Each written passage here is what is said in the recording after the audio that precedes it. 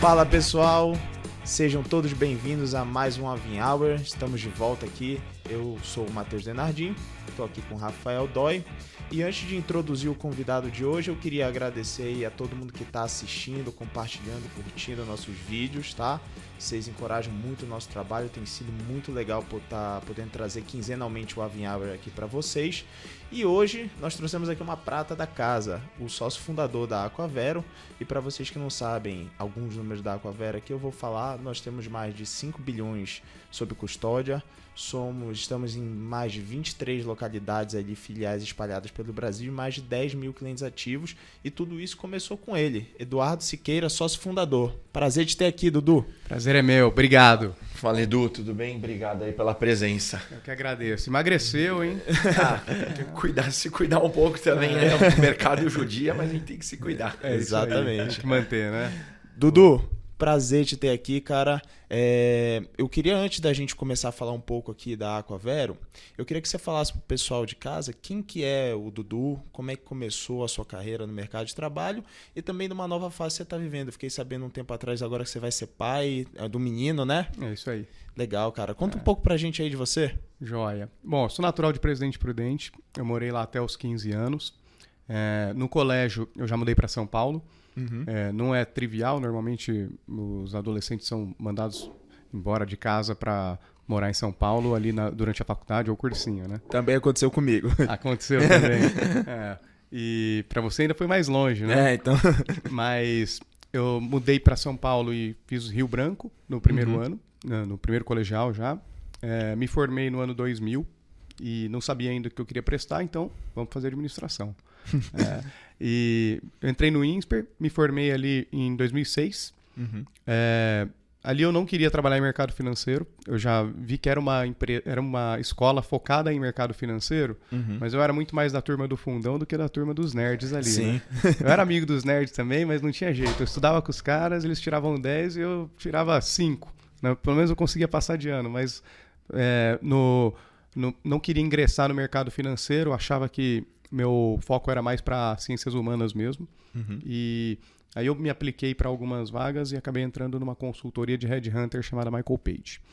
Eu trabalhei 2 anos lá e na crise de 2008 para começo de 2009 ali, a empresa passou por uma crise, metade da empresa foi demitido, eu estava nessa metade. E aí eu falei, trabalho bastante, comercial de serviços, não é possível, né? Eu acho que eu vou para mercado financeiro mesmo. E aí me rendi.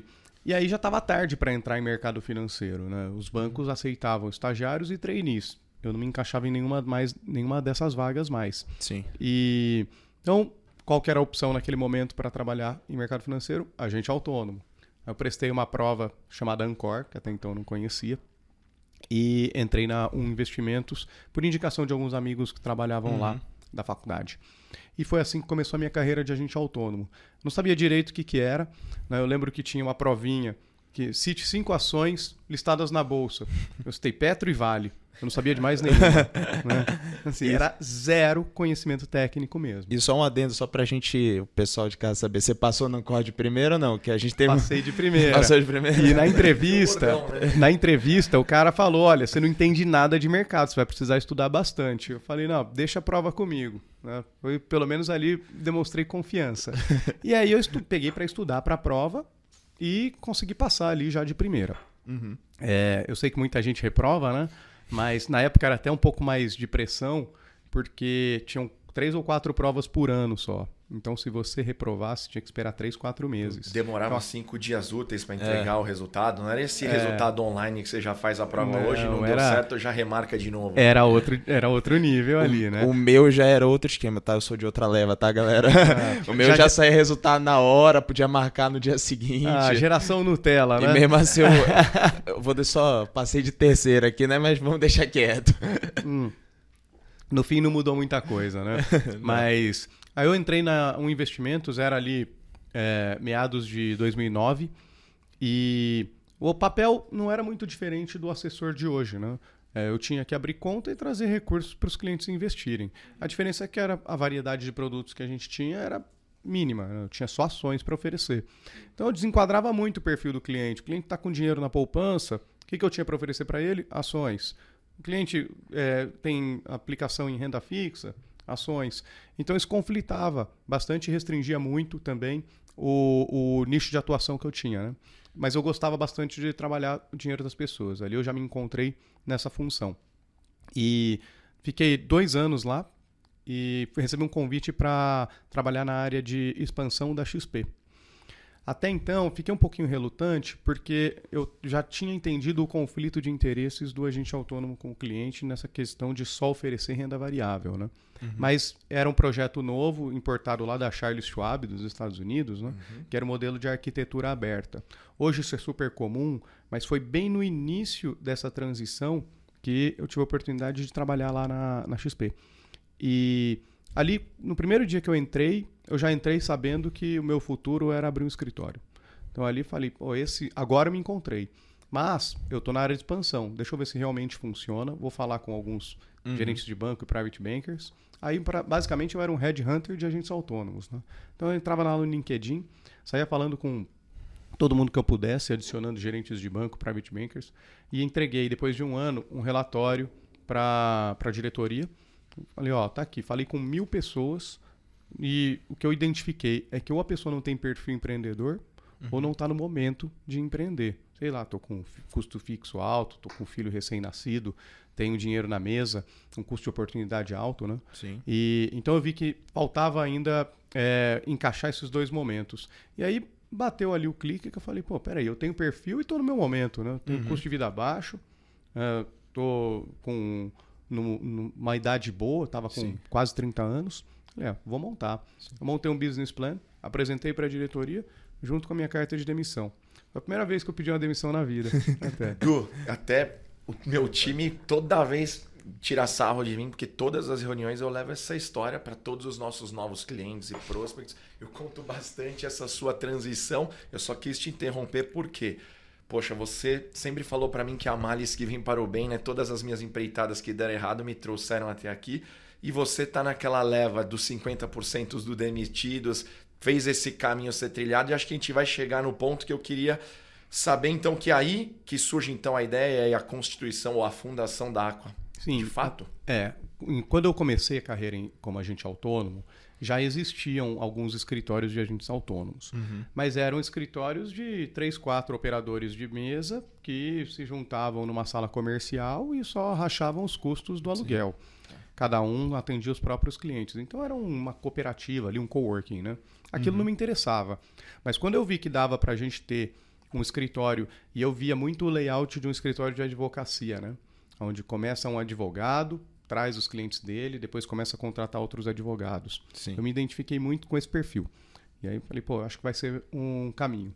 Eu vou primeiro montar minha carteira de clientes, vou montar meu negócio e vejo o futuro já tendo um escritório grande, com bastante gente ali. E acho que esse é um caminho que dá para trilhar. Eu não tinha ideia ainda que dava para chegar na dimensão que chegou. Mas eu já tinha esse direcionamento de, esse é o caminho que eu quero trilhar. E aí foi muita questão de resiliência, né? No meio do caminho, eu recebi trocentas propostas para ser comercial de asset, para mudar de corretora, para virar banker de alguma outra instituição. E sempre mantive ali, vou ter o meu próprio negócio, aqui eu não tenho chefe, aqui eu vou continuar seguindo. Todo ano eu fechava e falava, isso foi um bom ano, imagina o ano que vem. E isso se tornava uma gasolina, né? Então era todo ano aquela ansiedade de imagina como vai ser o próximo ano, porque se esse ano foi top, imagina como vai ser o outro ano, né? E até agora a gente vê que todos os anos realmente são super positivos, né? Mesmo em crise de 2012 teve queda de juros, 2014, aí 2013 teve crise já, né, de alta de juros, aquela reversão de cenário. 2014 teve uma eleição super polarizada, não muito diferente do que está tendo hoje. 2016 teve impeachment, 2018 teve greve dos caminhoneiros, 2020 teve pandemia e nada disso para o negócio. Quer dizer, o negócio é imparável e irreversível.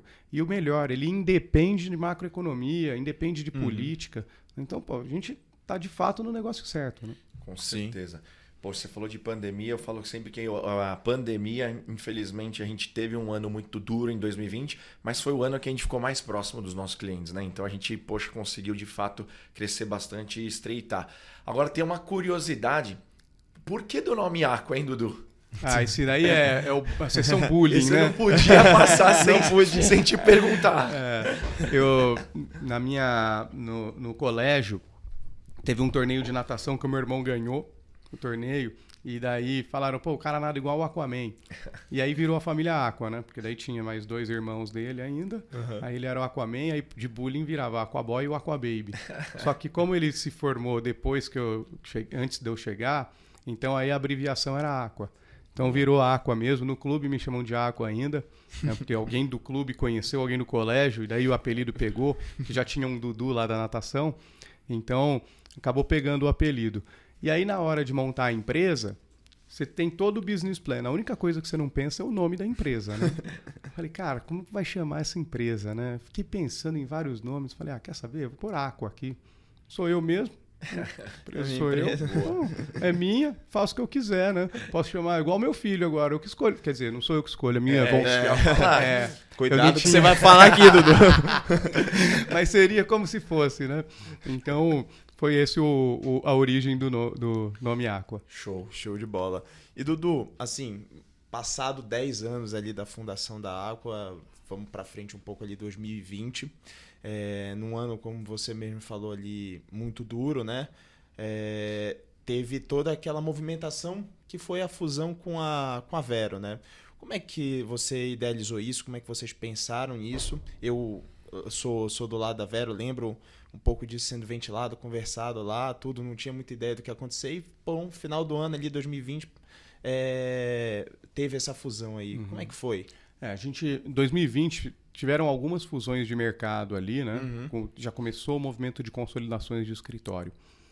A Vero a gente já conhecia, o próprio Dani Bonaldi, né? Que é o Pizza, do colégio. Então, o Edgar a gente já se conhecia desde o colégio. Então, já tinha ali uma empatia grande com a turma.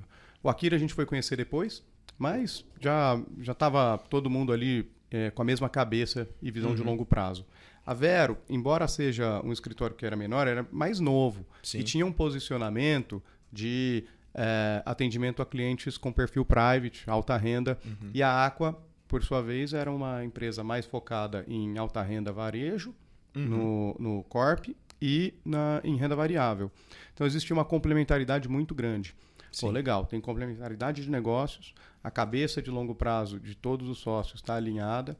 Então, vamos estreitar a relação. E aí a fusão foi relativamente rápida, né? A gente pegou ali quais que eram os resultados de cada empresa, qual que era o PL de cada empresa, qual que era a geração de caixa de cada empresa. A gente fez uma média ali de proporção, chegamos num consenso e conversamos ali, pô, vamos fundir? Vamos. Vai fazer sentido para todo mundo? Vai. Então, vamos apertar, vamos pisar no acelerador aí, né? Então as conversas foram rápidas. E no final do ano de 2020 foi quando a gente oficializou, né? Sim. E é o que você até falou, né? O negócio independe de ano, né? Você falou 12, 14, 16, 18, 20. E fazer um movimento desse em pleno 2020 foi algo até assim, audacioso e bem de visão de longo prazo, né? Bem ali no final de 2020, onde está tudo ocorrendo. É só uma amostra de que o negócio independente do ano ele não para. É isso. 2020, embora tenha sido um ano difícil para muitos negócios, eu acho que foi preocupante para a gente em março. Né? Foi aquele mês que a bolsa não parava de bater circuit break ali. E muito mais pelo pânico mesmo. Mas naquele mês, foi o mês que foi o maior mês de captação de novos recursos da nossa história até então. Ou seja, a gente bateu o recorde de captação em março de 2020, porque clientes que viram a bolsa caindo entenderam já a oportunidade. Sim. O assessor de investimentos ele educa muito bem o cliente, né? Ele fica muito próximo do cliente. Então, quando o cliente vê uma oportunidade dessas, ele sabe identificar. No início ficou aquela sensação, né? Lockdown, vai acabar o mundo, todo mundo ali desesperado saber o que ia acontecer. E a gente conseguia trabalhar online, falava pelo telefone ou por WhatsApp ou por qualquer meio de comunicação com os clientes. a nossa intensidade comercial aumentou muito. Né? A gente passou a falar, até eu dei uma entrevista no jornal que a gente fazia o dobro de contatos com o cliente que a gente fazia normalmente. Quer dizer, aumentou bastante a nossa carga de trabalho. Mas, passados aquelas 2, 3 semanas ali de março, que a bolsa estava caindo muito, depois o mercado foi recuperando, os bancos centrais foram atuando, a gente viu que não ia acabar o mundo, botamos a bola no chão e, no final das contas, foi um ano super positivo para a gente. Né? Mais um ano positivo, embora tenha sido uma crise que preocupou bastante. Né? O Zoom, o Teams, né, foi bem disruptivo, né, Du? Porque não tinha mais horário comercial. A gente fazia 10, 15, 20 reuniões no mesmo dia. O cliente esqueceu que o mercado fechava às 5 horas. A gente passou por um tempo a ser mais psicólogo do que assessor, e eu acho que isso de fato fez a total diferença, né? A gente esteve muito próximo, e esse foi o maior feedback que a gente teve do nosso público, do nosso cliente, porque fizemos portfólios super resilientes, que é o nosso DNA, e no momento de maior dificuldade do mercado a gente conseguiu aí estar do lado dos clientes. Muito legal. Eu diria que a pandemia, tirando a parte trágica de morrer um monte de gente ali, foi uma oportunidade muito boa para a gente se reinventar. Sim. E a gente ganhou muita eficiência. Vir trabalhar de casa, todo mundo passou a ter uma estação de trabalho em casa. Né? Uma reunião que a gente pode... Agora a gente instaurou uma reunião online, que até então a gente não tinha antes. Né? Era muito raro ter reuniões online, então passaram a ter mais. E isso melhorou a vida de todo mundo. Né? No final das contas, esse avanço tecnológico que a gente teve que implementar por conta da pandemia acabou ajudando. E agora é uma metodologia de trabalho que ficou. Né? É lógico que, no final das contas, principalmente falando aí de treinamento das pessoas, os programas de trainee, é muito... os profissionais mais júniors, eles precisam ainda estar respirando a atmosfera da empresa para ter aquele banho cultural, para aprender mais. Mas aquele profissional mais sênior ou até de outras áreas, ele pode perfeitamente trabalhar online. Concordo 100%. Sim. Até a gente vai chegar nesse ponto dos trainees aí, que é um ponto focal até do nosso bate-papo de hoje, mas assim, Du, passado toda essa história, a gente teve algumas mudanças aí, além da fusão da Vera em 2020, a gente vira 2021, faz um primeiro trimestre ali fantástico, meteórico no novo modelo de negócio Aquavero, pioneirismo em corporate, como você disse, excelência em alta renda e varejo e agora private com a boutique que vem a Vero para fazer esse time ficar ainda mais forte. Todos os nossos times de especialistas, mesa de renda variável, toda essa estrutura. A gente ganha um novo sócio estratégico, que é o BTG Pactual. E, poxa, toda essa história super meteórica e vitoriosa ao longo desses 10 anos. E aí, hoje, você se encontra numa cadeira, de novo, de expansão. Então, você volta a assumir ali a área de expansão da Aquavera Investimentos. Como que está o seu foco hoje? Você fez toda essa transição de novo do agente autônomo. Como que estão os desafios hoje para a sua cadeira oficial hoje, que é cuidar dessa nossa expansão? Eu considero uma das partes mais importantes de qualquer negócio, né? Que é como que a gente vai crescer. E a gente vai crescer desenvolvendo pessoas e aumentando o número de pessoas. Né? Uma analogia que eu fiz é que quanto maior é o escritório, maior é o número de assessores. A gente pode ter assessores mais sêniores em um escritório, mas ele só vai ser um escritório realmente grande se ele tiver um grande fluxo de entrada de assessores e de desenvolvimento desses assessores. Não adianta também eu colocar muita gente para dentro, muita gente que não dá certo e acaba saindo, que está fora do perfil ou que não tem suporte adequado. Então a gente acabou encaixando a gente tem 2 áreas dentro da expansão. Tem a área de trazer pessoas e a área de desenvolver pessoas. Né? E dada a visão aí de mercado, que a gente hoje tem menos de 20 mil assessores de investimentos, eu não estou olhando muito o número de assessores que a gente tem hoje no mercado, mas sim o número que a gente pode ter. Então eu acho que esse número ainda pode aumentar em 10 vezes. Então a gente pode chegar aí em 200 mil assessores. Existe um turnover muito alto, que são profissionais fora do perfil ou sem o treinamento e estrutura adequadas, e tem aqueles que dão certo na profissão, mas que ainda não entraram na profissão. Né? Para ser um assessor de investimentos, eu me considero um cara que teve sucesso na profissão lá atrás. Eu era um ex-headhunter que não conhecia nada de mercado e acabei desempenhando um bom papel.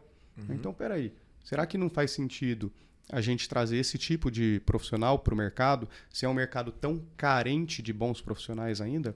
E aí que surgiu a ideia da gente formar assessores. Então a gente fala do programa de trainee, que o nome trainee acaba remetendo para um público jovem, né? Mas a gente não tem limite de idade no programa de formação, né? A gente tem como pré-requisito o cara ter um perfil comercial, ter o perfil que a gente espera aqui, e que esteja disposto, de fato, a se tornar um assessor de sucesso, né? E aí a gente tem uma grade de mais de 200 horas aula no decorrer de um ano que essas pessoas vão receber chegando aqui. A gente tem prova toda semana, a gente tem acompanhamento próximo. Agora mesmo eu estava numa aula, num bate-papo ali, né, no troca de melhores práticas com os 10 trainees que entraram nessa primeira leva. E eu entendo que esse é o caminho. Então, quando fala da área de expansão, tô de volta, na verdade eu nunca me desvinculei da área de expansão, né? Exceto ali por 6 meses que por força de contrato eu precisei ficar fora, mas ali o Gus me substituiu super bem, até aprimorou ali uns processos, né? E daí, quando eu voltei, eu vim com essa cabeça já de não só trazer assessores sêniors, né, ou trazer gente que venha de banco, mas sim profissionais que venham com um perfil e vontade para aprender. Dudu, eu vi que a gente estava falando muito de trainee aqui, de uns programas que você tem desenvolvido, e o programa até que nós desenvolvemos aí alguns meses atrás, né, da formação de trainees, mas o que eu soube é que tem um spoiler aqui pra gente hoje, que esse programa ele mudou, né? Agora não é só mais o desenvolvimento de trainee, mas sim um programa da Aquavero para desenvolvimento de novos assessores, certo? Isso vai muito em linha do que você até estava falando, do que você estava fazendo lá atrás e está continuando a fazendo agora. Conta pra gente aí esse spoiler hoje. Bom, é um programa já para início de 2022, então a gente vai... 2023? Desculpa, 2023. 2022, tô com a cabeça no passado. Pô, começamos aqui, né? Já, spoiler tá atrasado aí, galera, desculpa. Que spoiler é esse, né? Vamos voltar no tempo aqui. Não, o projeto piloto, ele foi feito aqui em São Paulo, porque é onde está a nossa matriz, onde está a nossa estrutura, seria mais fácil da gente fazer esse laboratório, né? E ele foi um grande sucesso, porque desde do processo seletivo, ele já se mostrou bem feito. E agora a gente já está com os desenvolvimentos das aulas e até com o acompanhamento, a gente está vendo que dá certo. Então é hora de pisar no acelerador mesmo. E aí para 2023, né, a gente já colocou no orçamento ali de até 100 profissionais que a gente deve contratar, Brasil todo.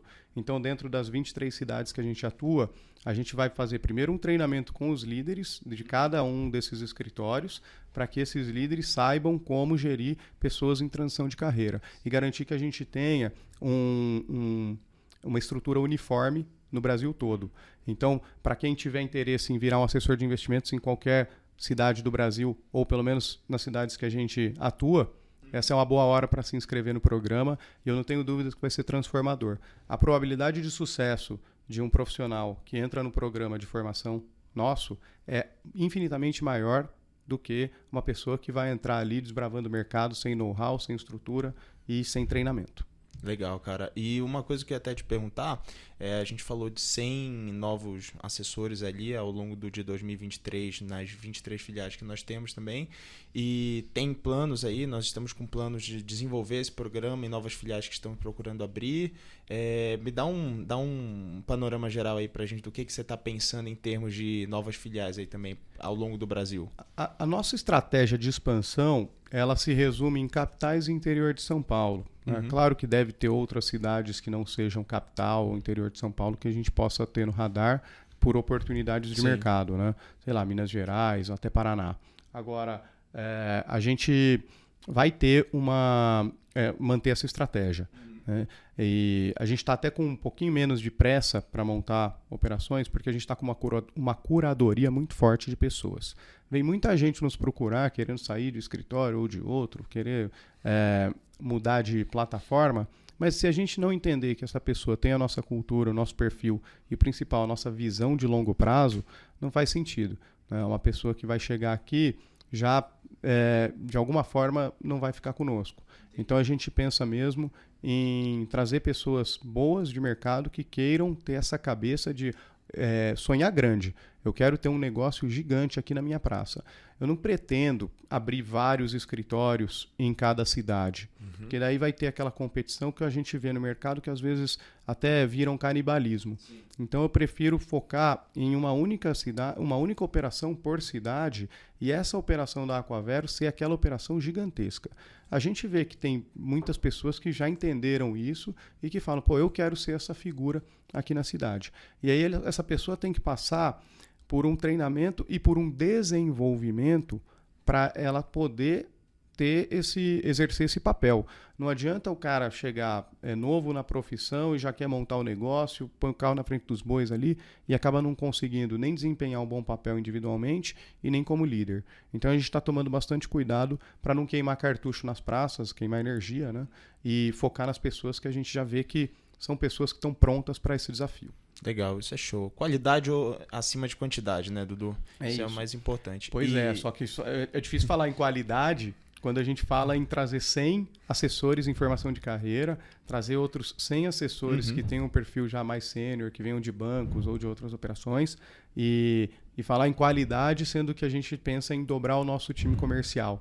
Então, o papel da equipe de treinamento é de suma importância para o que a gente está pensando lá na frente. Exatamente isso. E a gente tem visto no dia a dia e o que tem tido de gente nova entrando, porque assim, o legal é ver não só o projeto de formação de assessores, mas ao mesmo tempo, em paralelo, a gente cresce de 15 a 30 colaboradores todos os meses, né? Então, poxa, o nosso Integra está sempre lotado e isso tem sido, poxa, um motivo de bastante satisfação.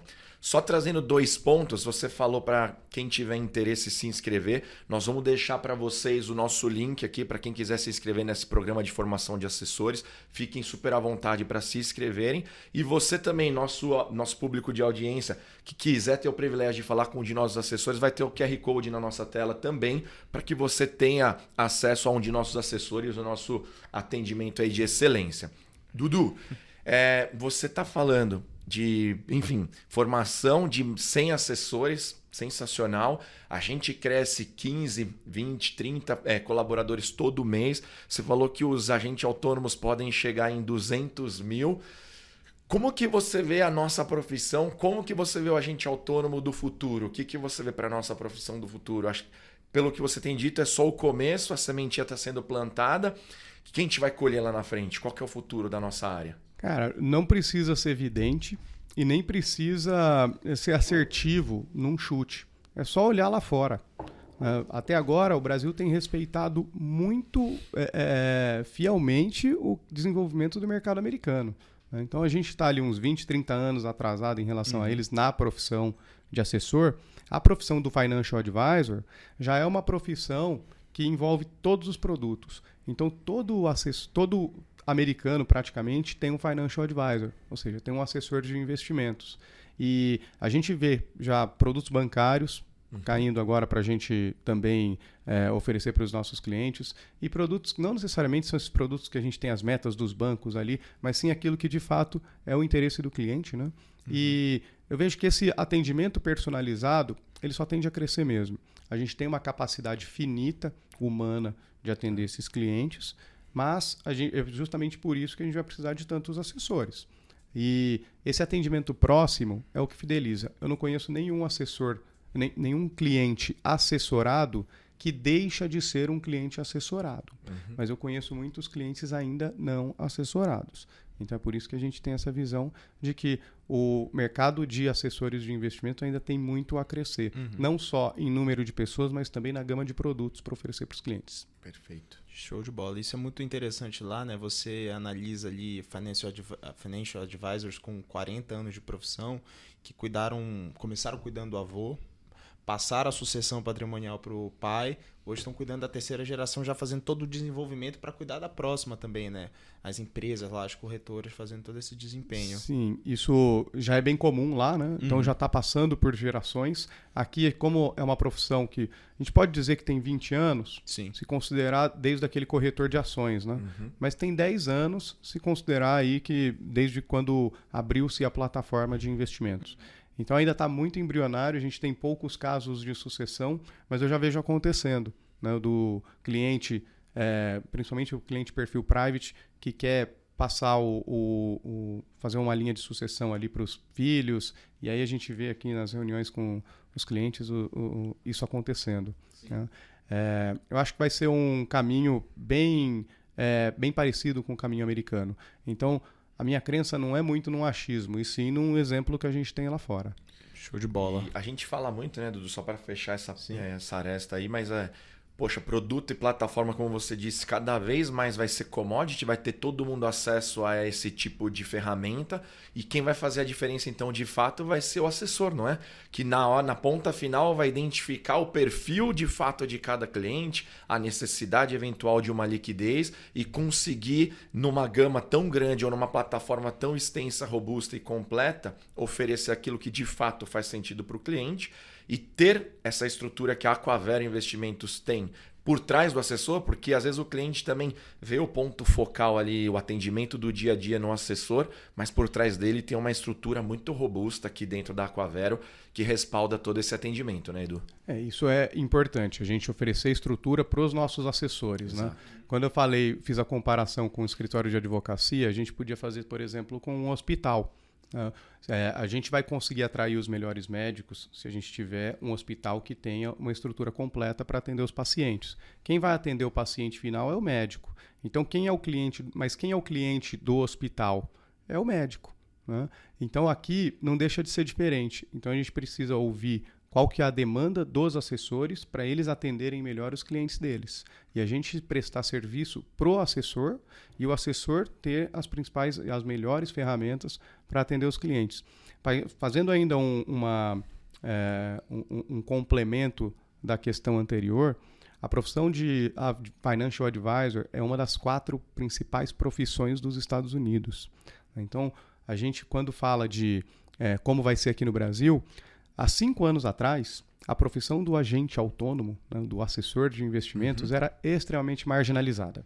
Né? Era aquele cara que era o perdedor da vida, não conseguiu se realocar, ele pode ser motorista de Uber ou pode ser agente autônomo. Né? E hoje, essa profissão já passou essa linha de arrebentação aí no termo de credibilidade. Né? Então, hoje a gente já vê, o cara é tão bom no banco que ele preferiu ser assessor de investimentos porque ele bota fé no próprio taco, ele sabe que ele vai atender bem os clientes dele e que ele vai ter uma carteira de clientes que vai compensar em relação ao que ele tem hoje nos bancos. Então, aqueles bons profissionais, os melhores profissionais, estão todos saindo dos bancos. É a desbancarização, né, Edu? Tanto profissional quanto dos próprios clientes, que hoje tem, através do seu assessor que saiu do branco, para oferecer novas ferramentas, novas, enfim, soluções para o cliente na ponta final. É exatamente isso. Então, a gente, quando fala desse programa de formação, a gente está falando muito sobre esses profissionais que ainda vão entrar no mercado, para, quem sabe, a gente se torne uma das 4 principais profissões aqui no Brasil também. Então, hoje, a gente está começando pela base, que eu acho que é por onde tem que começar mesmo, porque é a maior demanda, a gente tem menos profissionais do que o mercado precisa. Então, vamos formar esses profissionais.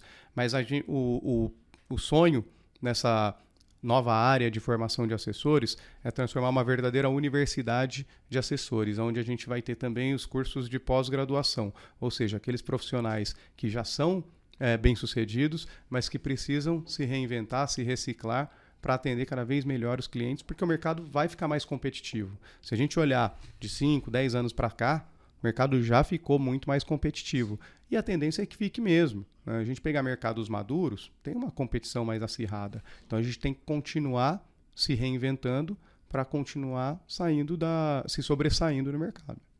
Excelente. Show de bola. Dudu, vamos encerrando aqui o nosso programa hoje, cara, mas antes da gente terminar, eu queria agradecer a sua presença aqui. Sucesso pra gente, sucesso particularmente nesse projeto de desenvolvimento de assessores, que 2023, então, a gente traga aí 100 profissionais bem capacitados e que respirem a cultura da Aquavero, cara. Te agradeço aí pela participação, espero que quem está em casa assistindo tenha gostado do nosso conteúdo e, reforçando o que o Dói falou, nós vamos deixar o link para inscrição no programa de desenvolvimentos e se você está gostando, deixa o like, comenta com seus amigos, compartilha e também vou deixar o QR Code para caso você queira ser atendido por nós aqui na Aquavero. Fechou?